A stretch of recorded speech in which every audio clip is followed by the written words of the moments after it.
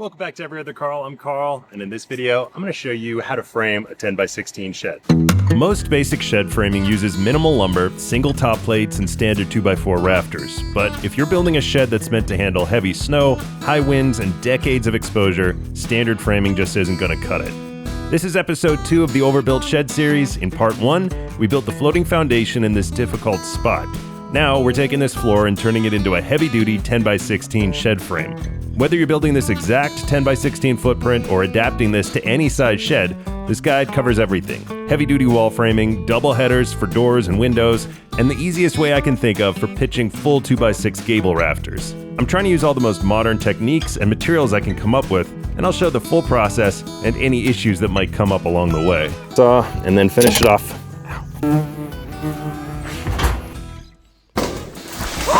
All right, let's start laying out these studs. I'm starting with this 10-foot end wall. It's a blank wall with no windows or doors, which gives me a clean warm-up and keeps the entire floor deck open for building. Plus, this is a through wall, meaning it runs edge to edge on the deck, rather than a butt wall, which gets sandwiched between through walls. All right, so I'm making my 10-foot wall. This is gonna be the easiest wall. It has no windows in it. It's gonna have 11 2x4s, and I'm cutting them all to 7 feet 4.5 inches. That, with the bottom plate and the double top plate, that's gonna be the perfect size for my 8-foot sheeting. It's gonna go on the outside there. So I lined them all up, made myself a little block in the back just by screwing a 2x4 down there. So they're all perfectly at the same level. I marked that 7 foot 4.5 inches on both end pieces, drew a line straight across, and now I can cut them all at one go.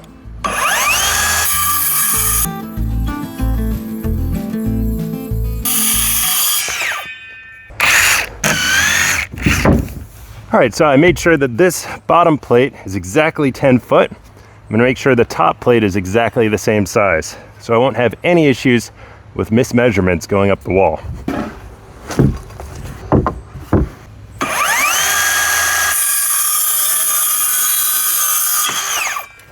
And that's exactly the width of my base here. All right, now we just line them all up. Just to make the measurements easier, I'm gonna lay out all the measurements on this bottom plate before I nail everything together. That'll make sure I get it in the right spot, and I'll duplicate it on the top.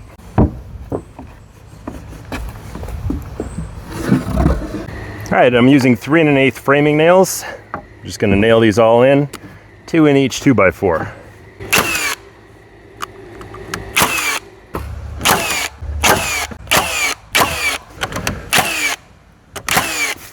All right, let's do the top plate. Check your wall studs for crowning before nailing them in. Make sure the natural bow in the board faces into the building, and orient every stud in the same direction so the load settles evenly. All right, so the framing for this wall is done. We're gonna stand this one up, and in order to help us hold it up, I'm gonna put a little pivoting leg of a 2x4 on this side. Screw it maybe somewhere, maybe like right there. And then as the wall stands up, this leg is gonna come forward, and it'll just hold into the ground so the thing doesn't fall back down to the deck.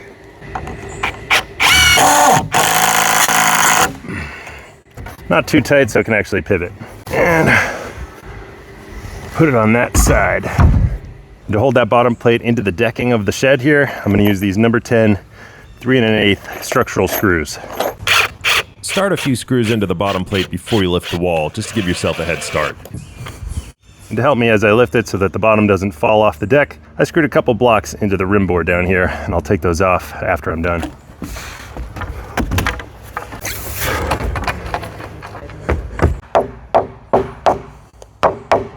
Whether you use framing nails or structural screws like I'm using, you want one fastener every 16 inches along the bottom plate.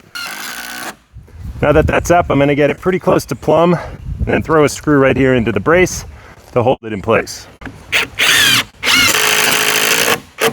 Next is the back wall. Like I said, this is a butt wall, meaning that it sits inside the 2 side walls. To fit, it's framed at 15 feet 5 inches, saving 3.5 inches on either side for the outer walls. A couple of framing details to point out. First, I'm sticking to 16-inch on-center studs rather than 24 inches like many basic sheds. Second, I'm doubling up end studs for a solid 4-stud post in each corner. 3-stud corners are great if you need to run electrical or insulation, but for an unconditioned storage shed like this, 4 studs give you massive structural strength and are quick to build. To lock the walls together, the upper top plate extends the full 16 feet, overlapping the side wall's recessed top plate, to tie the whole building together at the roofline.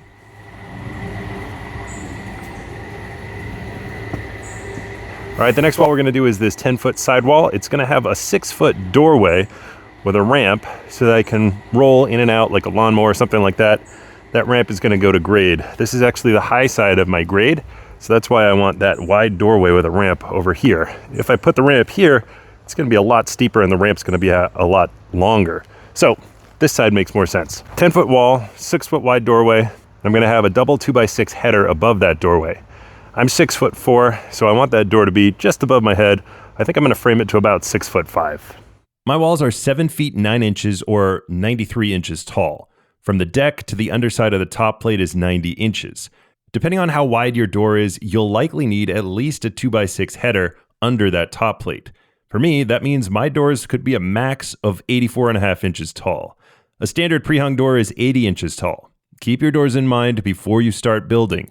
If you frame shorter walls and plan to install a standard door, you'll run into trouble. If you're building your own shed doors like I am, you'll be fine.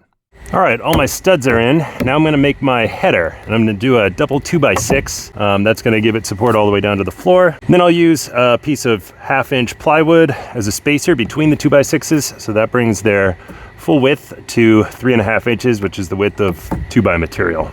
Quick rundown on framing terminology. I've already talked about studs, bottom plates, double top plates, and I've been mentioning headers.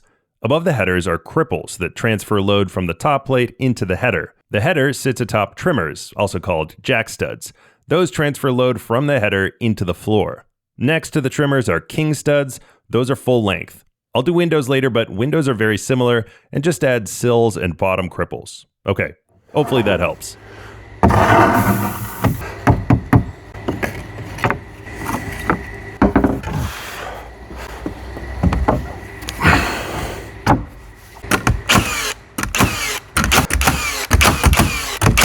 All right, I obviously love my Metabo nail gun. I'll leave a link to it in the description, but I'll save your ears and time-lapse adding in all the upper cripple studs and my top plate, which interlocks with the back wall, just like the other side.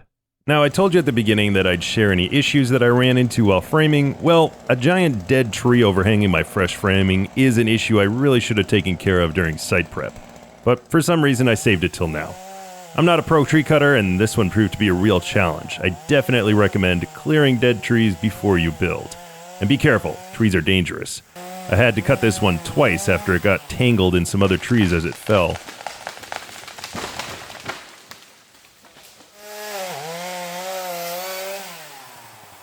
I ended up having to hit it with a sledgehammer to get it fully to the ground so it wouldn't kick back and blow a hole through my shed. My neighbors and I will come back later and process it for firewood.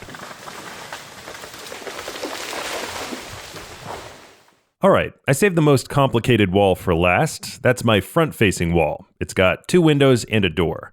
I'll time-lapse through the build because I'm going to jump forward into the future for a minute and explain in detail how this wall is framed. So probably jumping forward a little bit in the video here, I already put house wrap on the outside. It's just one of those things where the timing worked out. But I wanted to finish showing the framing that I did on this final wall here. I'm going to have 2 windows and a door. I'll be making those doors myself. Now, I think I'll make a whole video on that. I got the full 6-foot door over here and a 3-foot door over here. So the windows, I have tempered glass shed windows. And the way I set this up is the same as I did for my doors. I have a double 2x6 header with a 1/2-inch piece of plywood spacer in the middle. And then I have jack studs from the header down into the sill. And that sill, I actually have it pitched outward just a little bit. The way I did that was I just cut slight angles on the studs underneath it. Slight angle so that if any water gets in, it's going to want to shed out of the building instead of in. That's just a common thing for windowsills. These in here, you can see a little bit of space. I didn't cut the angle on those because all they're doing really is going to be a spot for me to nail any of my sheathing into from the outside. It's not really bearing weight. All this weight is being transferred down into the floor on the sides here. So my windows are 24 by 27 inches. They're tempered glass shed windows. I got them off of Amazon. I'll leave a link to those. I think they sell them at Lowe's too. I'll leave a few links below. So I framed this to 27 1/4 by 24 1/4. That gives me a 1/4 inch just to make any little shifts that I might need when I'm putting that window in. Over here at my door, it's pretty much the same thing. Double 2x6 header, got the 1/2 inch spacer, and I put these little supports up here where I believe my sheathing is gonna end. So I measured from one end of the building over, and I did 16-inch on centers so that when I put my 4x8 pieces of sheathing onto the wall, they're gonna hit studs wherever the end of the board is.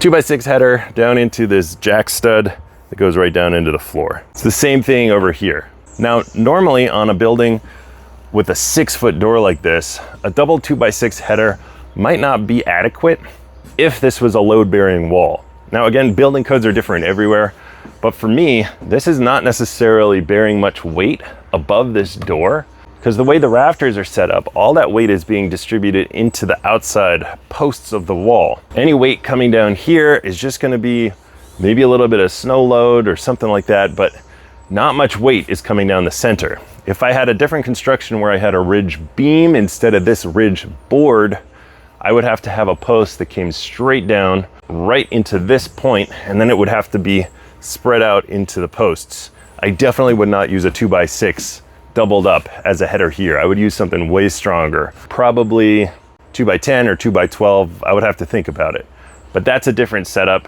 For me, with this ridge board setup, the rafters are bearing the weight all the way into the sidewalls. So double 2x6 I think is gonna be perfectly adequate here. Okay, that brings us to roof framing. I'm going with a classic gable roof, the traditional A-frame look. It's a bit more involved than a simple lean-to, but easier than a gambrel roof that I built on my last shed. Link for that is down below. Plus, it matches my house and opens up awesome overhead loft storage. For a gable roof, you have 3 main options. Trusses, prefabricated and quick to set up, but they block loft space. A ridge beam, a heavy LVL or doubled 2x12 supported by posts for an open cathedral ceiling, or a ridge board, the traditional budget-friendly approach where rafters simply lean against a non-structural board. I'm using a ridge board because it's more simple and affordable. The trickiest part is getting the rafter cuts right, and while pros rely on more complex framing square calculations, my carpenter neighbor passed on a dead simple shortcut that's perfect for a shed. So you find the exact center of your span, and then run a little temporary post right up the center. This is the center line right here. And then you're gonna put your ridge board, this is a 2x6 ridge board, into that little post. Make sure this is perfectly plumb. If I had a longer piece of wood, it would have been good to screw into something a little bit sturdier like this. But in any case, keep that perfectly plumb. Check your measurements on either side. And then take your first rafter and screw it into the outside edge of that ridge board. So this is the inside here. This is just temporarily screwed into that outside edge of the ridge board. Down here, move it until you like the placement. You just put it in place, temporarily throw a screw in there, and then you can trace it. Trace that line. And then down here, you just mark out your bird's mouth. And for me, I'm actually gonna continue this down with about a 16-inch overhang here. And then that angle, it's the same angle as up there.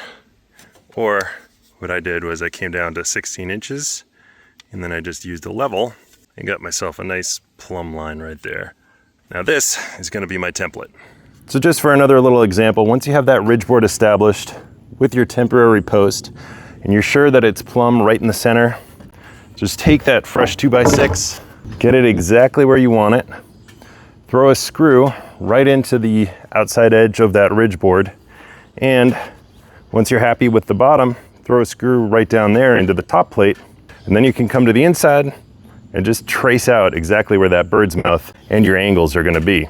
As long as that center post is holding your ridge board dead center of your span, for me this is a 10-foot wall, so that is dead center on 5 feet, and that ridge board is perfectly plumb, that angle is gonna be the same as your bird's mouth angle. And once you template this piece out, you can flip it around and check it. It should be exactly the same on the other side. When you're cutting your bird's mouth, you want to make sure you get as perfect of an inside cut as possible. You don't want to cut too far beyond. This is actually an example of one of the ones I didn't do as well as the others. I have a little bit of an extra slice about a 1/4 inch beyond that inside angle there. Definitely not the end of the world on a 2x6 like this, but if you were cutting this on a 2x4, every millimeter is precious. So I like to get close with the circular saw and then finish it off with either hand saw, a Sawzall if you're careful, or a jigsaw. This one is actually great.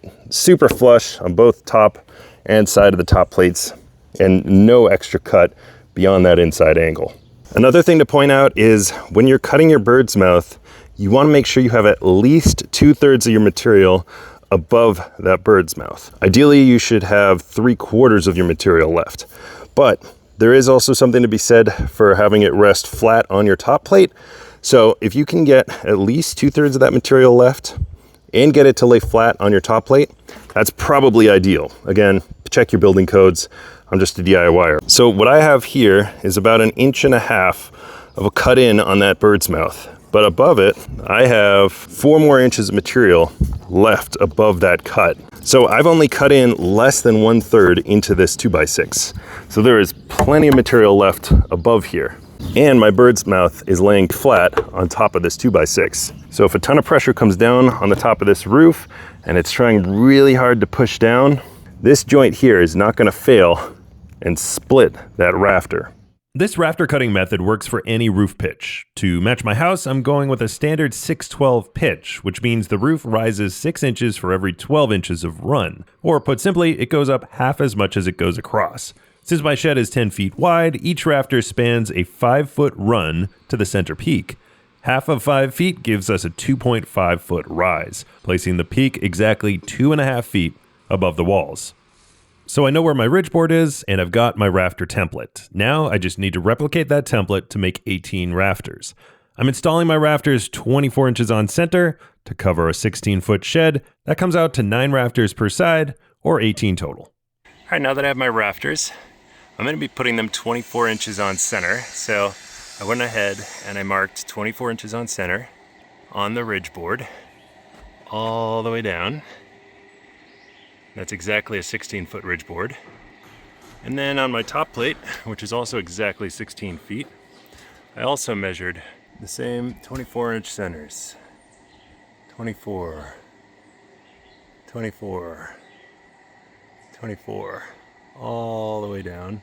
And the same thing over on this side. So when I put my rafters up, they're gonna fall in the exact same place on each sidewall and on the ridge board.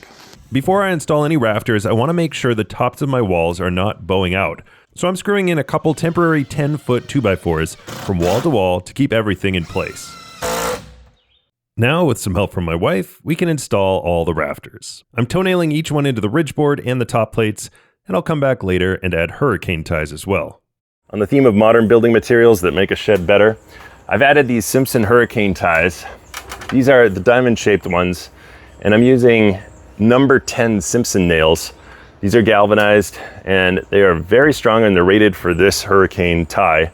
This thing goes up and grabs both sides of the rafter.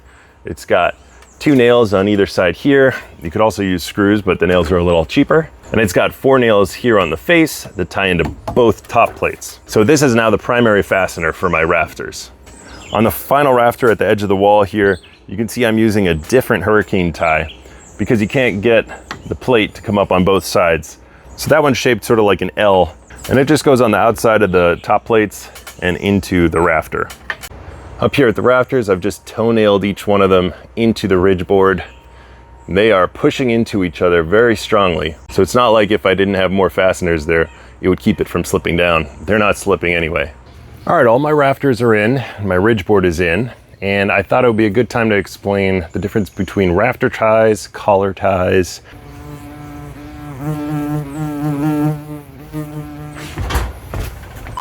I need to finish framing out the final rafters on the sides. I'm gonna put a few 2x4 supports underneath them while leaving an open space in the middle for my gable vent. So this is a ridge board. This is not a ridge beam. The difference being that a ridge beam would be much bigger than this. This is a 2x6. A beam would have to be either a 2x12 doubled up. That might not even be enough. You might need an LVL beam, which is very rigid, much heavier. And the point of a beam would be to carry half the weight of the roof down into posts on either end, and that weight would be distributed down into the floor, into the foundation. My building is not set up that way, so instead I'm using a ridge board, and the whole purpose of that board is just to keep the rafters together and evenly spaced. It's not bearing any load. All of the weight of the roof is being pushed into the walls. So that's why we have to add what's called rafter ties or ceiling joists. It's the same thing essentially. Right now I have two of these 2x4 by 10 feet boards that are just keeping the walls exactly 10 feet from each other at the height of the ceiling. I'm gonna be removing these, and instead I'm gonna be turning these into rafter ties. Rafter ties sit in the bottom third of a rafter, so that's somewhere from here down. A collar tie sits in the top third of the rafter, so that's from somewhere from here up, and they perform completely different responsibilities. A rafter tie keeps the walls from bowing out. It keeps the rafters from flattening.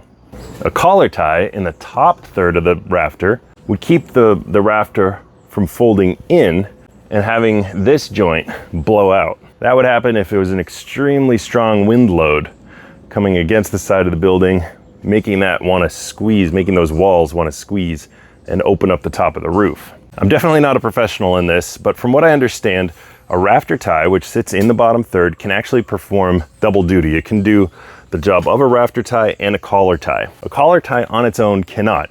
And you might be tempted to just use collar ties, which sit in the top third, because that would give you a raised ceiling height. But it's not going to perform the duty of keeping those walls from bowing out. Technically, it's best to have rafter ties on every single rafter. But what I'm going to be doing is actually having a loft on this side of the shed. And for that loft, I'm going to be using 2x6 material because that's going to be way more rigid for a little bit of a floor up here where I store things. At a 10-foot span, it's not really enough to bear a person's weight, but that's not what I'm using. This is not like some living area. This is just going to be for storage. So I'm going to have 2x6s on these rafters over here. And then I'm going to have my 2x4s as rafter ties sitting in the bottom third of those rafters, every other span going to that end of the wall. All right, you've seen this house wrap teasing in the background, and while it's mostly for the upcoming sheathing video, it makes sense to touch on it now. A lot of builders install wall sheathing while the wall is laying flat to keep things square and make nailing easy. I held off because I wanted to wrap the entire building in one continuous pass. Plus, this wrap actually sits behind the last piece of my framing, these gable end overhang rafters, which I'm securing with some structural screws. I'll cover the full house wrap setup, squaring the shed, LP Smart Side installation, and roof sheathing in the next video, so hit subscribe so you don't miss it. But with that said, all the framing is officially done. All right, that's pretty much it for framing the 10x16 shed. If you have any questions, leave it in the comment section below. If you know something that you know how to do better than I did, please leave that below as well. It might help the next person out. If you like the video, please subscribe. And until next time, I'm every other Karl, and I'll see ya.